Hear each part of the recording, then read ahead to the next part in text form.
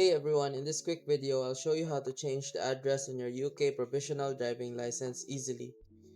First, go to official.gov.uk website. Once you're there, click Start and make sure to use your navigation buttons on the page, not your browser's back or forward buttons.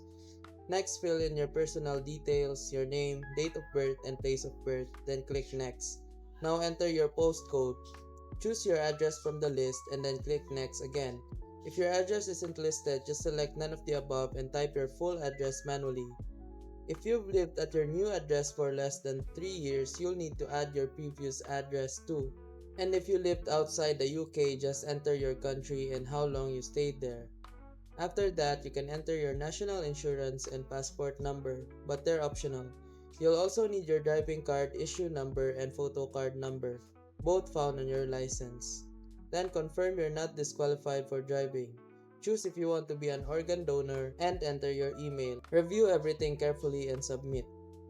This service is free, but remember, not updating your address can lead to a £1,000 fine. And don't worry, you can still take driving lessons while waiting for your new license. Done. That's how you change your address on a UK provisional license easily.